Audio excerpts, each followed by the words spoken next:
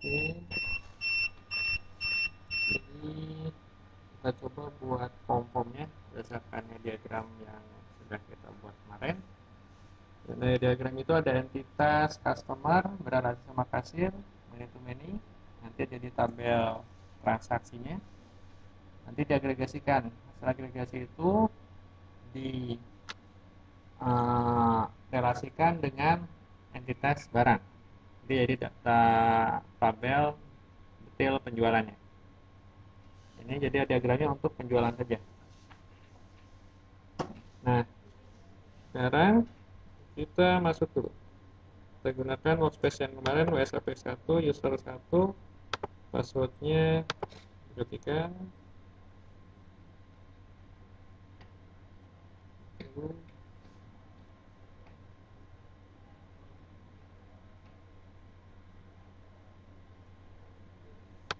Jadi yang pertama dibuat workspace. Nah, sekarang kita coba nanti buat dari awal.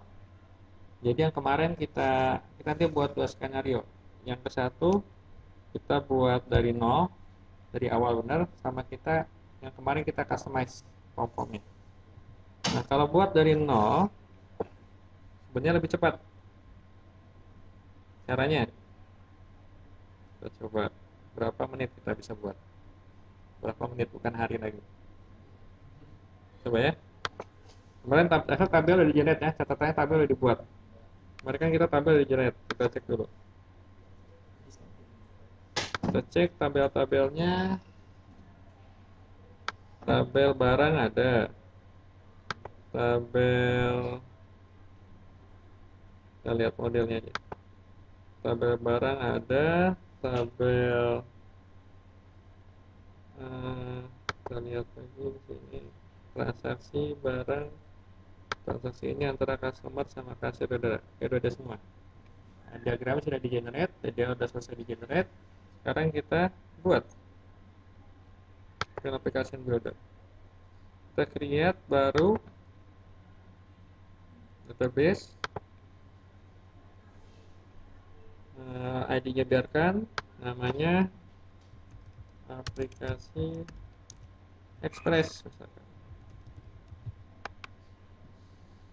Aplikasi Express.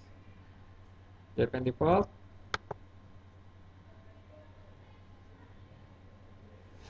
Oke, sekarang kita tentukan. Di sana ada home. Kita buat struktur yang kayak kemarin.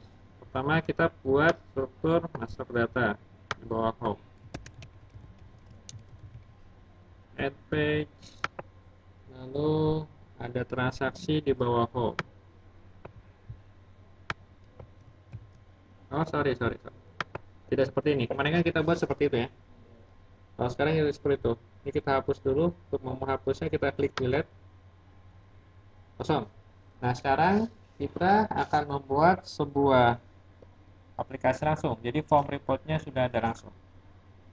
Misalkan master data ini memang bukan sebuah form atau report, tapi hanya statik saja. Jadi kita pilih blank. Blank ini kita tentukan sebagai master data. Ditempatkan di bawah home. Nah, selanjutnya di bawah master data ada barang, artinya form input barang. Untuk form, kita tentukan form untuk input kan. Di bawah master data. Nah, tabelnya ini akan kita tentukan langsung tabel apa yang mau kita insertkan. Karena kita akan membuat barang, kita pilih tabel barang. Right? Tabel barang. Di bawah master data ada barang. Selanjutnya, form apa lagi? Form customer. Kita tentukan form dari tabel customer disimpan di bawah master data. Pilih tabelnya customer.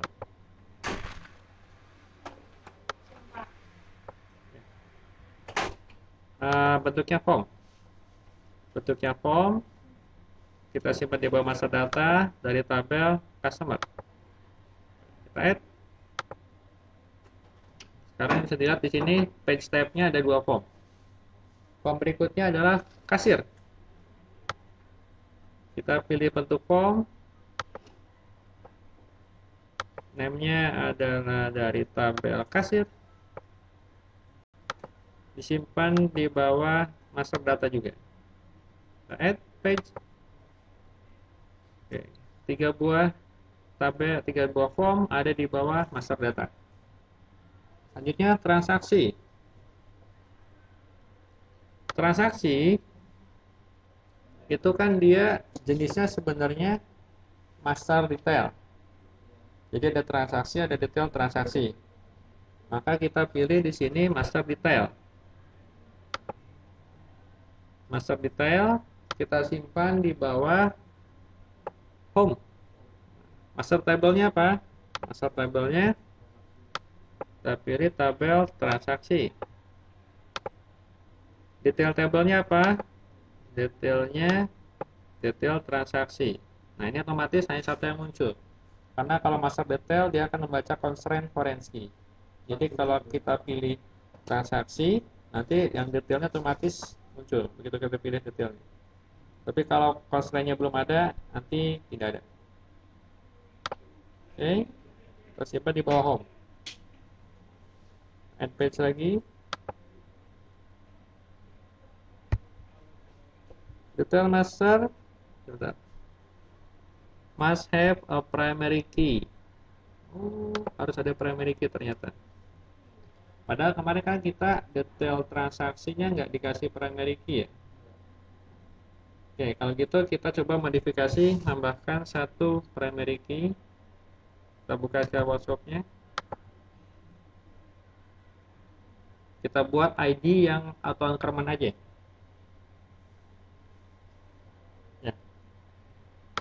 Gimana cara menambahkan primary key? Sebentar.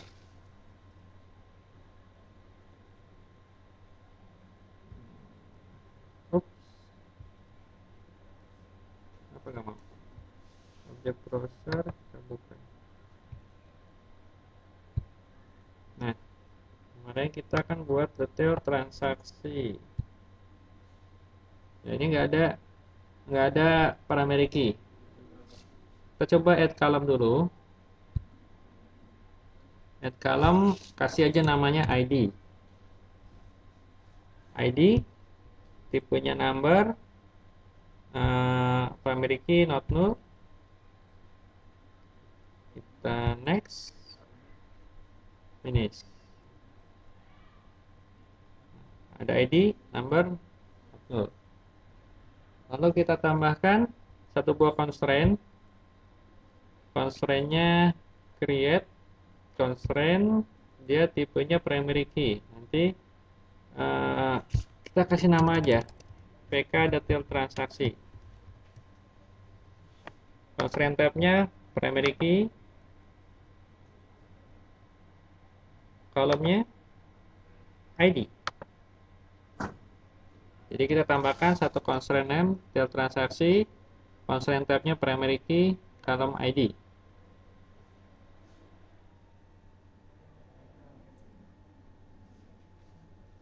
Oke, namanya bebas, transaksi, primary key, ID. Kita next. Ini. Sekarang kita punya satu primary key di tabel detail transaksi. Sebenarnya ini buat apa? Nanti buat auto, kita buat update atau delete-nya nanti. Tapi kita akan membuat auto number. Gimana cara buat auto number? Kita buat sequence dan trigger. Caranya kita contoh aja yang udah ada. Transaksi kita buka, triggernya kita buka, kita edit.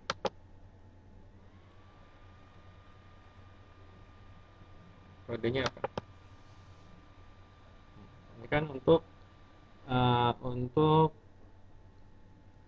trigger di tabel transaksi.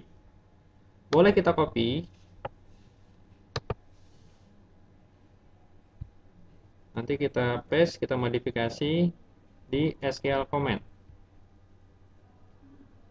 Atau boleh juga nanti menggunakan pembuatan triggernya dari sini, create trigger. Kita coba dari sini aja, create trigger. Tabel apa triggernya? Tabel detail transaksi. Next.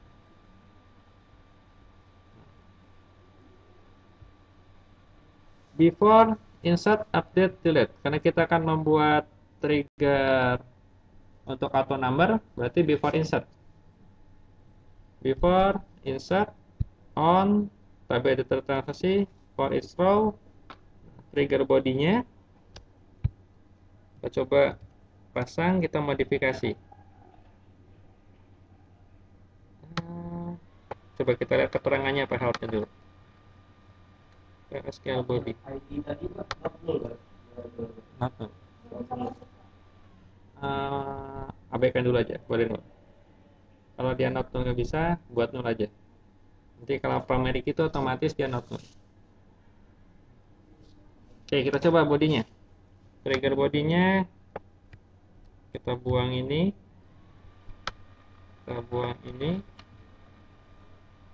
tapi sequence-nya belum ada ya. Sequence-nya belum ada. Kalau begitu jangan lupa buat trigger. Kita buat sequence dulu. Kita buat sequence-nya dari SQL comment saja. Create, biar pendek ya. Create sequence. Misalkan detail transaksi SI. Udah, segini aja perintah create sequence-nya. Create sequence detail transaksi SI. Sekarang sequence created. Nah, kita balik lagi ke sini. Berarti kita modifikasi. New ID is null, then select detail transaksi SI into new ID from sys2. Kita coba next. Jadi seperti ini. Sama kayak tadi kita copy paste. Create trigger. Oke, berhasil. Nah, ini nanti pembuatannya ini bisa menyusul, tapi seharusnya pembuatan primary itu harusnya di awal ketika kita mengenerate diagramnya. Oke, kita coba kembali ke sini. Kita coba ulangi lagi proses yang tadi tidak berhasil. Master detail table, masternya tabel transaksi, detailnya tabel detail transaksi. Kita simpan di bawah home, add page. Nah, sekarang bisa. Satu lagi aja, kita buat report. Untuk laporan report dari, kita mau misalkan contohnya report dari tabel barang aja ya. Kita buat laporan stok barang aja dari tabel map. Page source-nya bisa tabel, bisa SQL. Tabel aja langsung kita pilih tabel barang. Bisa interaktif, bisa klasik. Kita pilih interaktif aja dulu. Simpan di bawah home, add. Sudah, tes next. Kita next. Aplikasi apres, level tab, biarkan di default tab, English, aplikasi berhubungan English. Formatnya aja kita rubah dikit. DD, mon, y. Next. UI-nya pakai apa?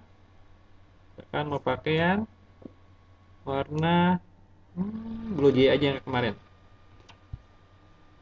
Next. Selesai.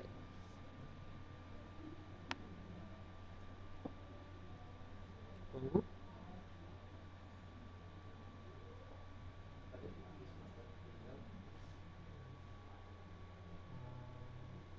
kita buat laporan penjualan barang. Nah, sekarang kita lihat di sini dengan mendesain strukturnya saja, kita sudah membuat sebuah aplikasi. Dalam waktu berapa lama? 10 menit. Apakah benar aplikasinya selesai? Oke, kita cek. Sambil ngeceknya kita lihat di sini, kita lihat tabelnya. Pertama kita akan input tabel barang. Kita cek ya, apakah bisa input ke tabel barang. Ini masih ada, sudah ada barangnya. Coba kita kosongkan.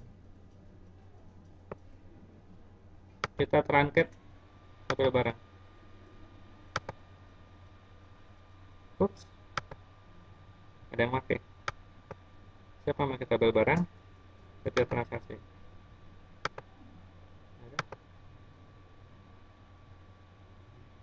Siapa yang pakai tabel barang? Kita delete aja deh. Bisa nggak?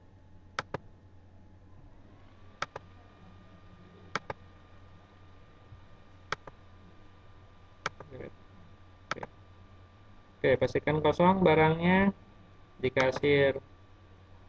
Kosong, kasir kosong, di tabel customer kosong. Oke, kita coba barang. Aplikasi yang tadi kita buat secara ekspres, kita run. Login dengan user login ke Apex-nya. Oke. Strukturnya seperti ini, master data, barang. Nah, ini kita lihat ada form.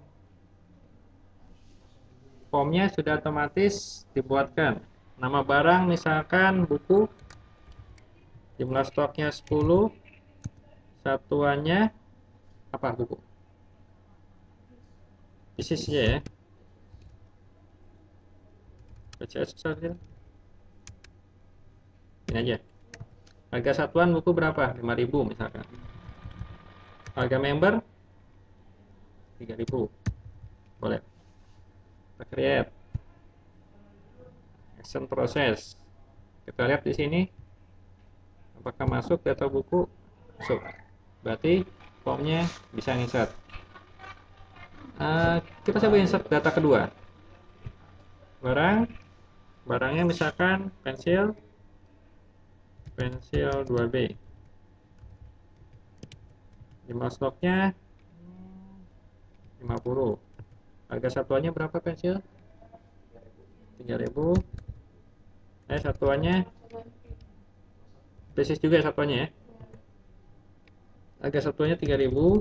Harga member 2.000. Lihat. Nah, di sini tidak ada constraint yang bentrok. Tapi kita lihat di sini kode barangnya otomatis bertambah. Pada kita kan nggak input. Ini dieksekusi oleh trigger dan sequence. Ada kata-kata B-nya. Kita coba selanjutnya master data customer. Nama customer-nya siapa? Misalkan Andi. Statusnya member. Tanggal daftarnya tanggal hari ini 10 Februari. Formatnya dd mon yy. Mereka sudah setting. Create. Kita cek customer-nya. Oke, masuk. Kita coba sekarang kasir. Kasirnya namanya misalkan Iwan. Statusnya kasir. Tanggal kerjanya misalkan baru sebulan, 10 Januari.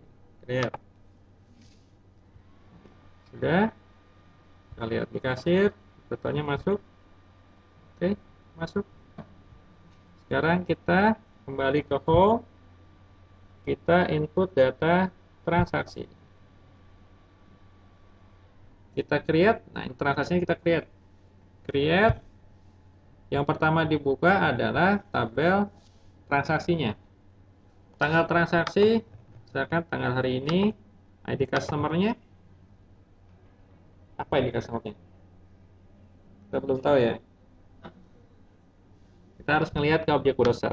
Nanti sebenarnya kita harus bisa tahu ID customer-nya adalah C1.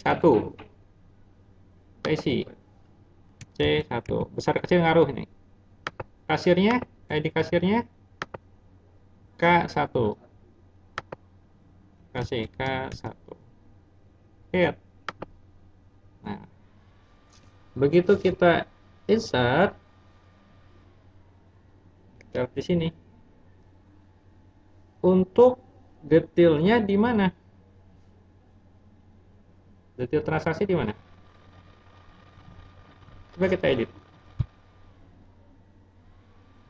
Begitu kita edit, kita lihat di sini. Ini adalah tabel transaksi. Ini detail transaksinya. Jadi begitu kita nginsert transaksi, detailnya udah otomatis dibuatkan. Ini dibuat untuk kita menentukannya. Detailnya gimana? Misalkan pada tanggal 10, customer C1, ID kasir 1 melakukan transaksi pembelian. Kasir yang menjual. Setelah itu ditransaksi. Udah ada di sini tercatat. ID transaksinya TRX 1. Sedangkan detail transaksinya belum ada. Sekarang kita input tadi dengan melakukan edit, kita membuka halaman ini dan ini. Tambah add row. Add row ini artinya kita akan menjual barang. Barangnya barang apa? Di sini harus kode barang. Karena kita melakukan variance key-nya terhadap kode barang. Barangnya B21 dan B22. Kita inputkan B21. Jumlahnya akan 1. Add B22. Jumlahnya 2. Kalau sudah, kita save.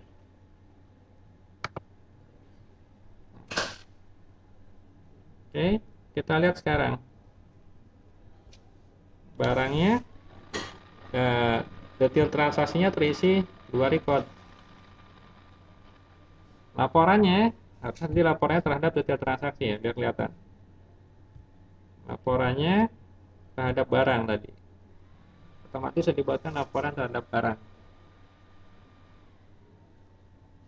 Kalau membuat laporan terhadap transaksi, tadi sudah di awal harusnya menentukan ke tabel transaksi.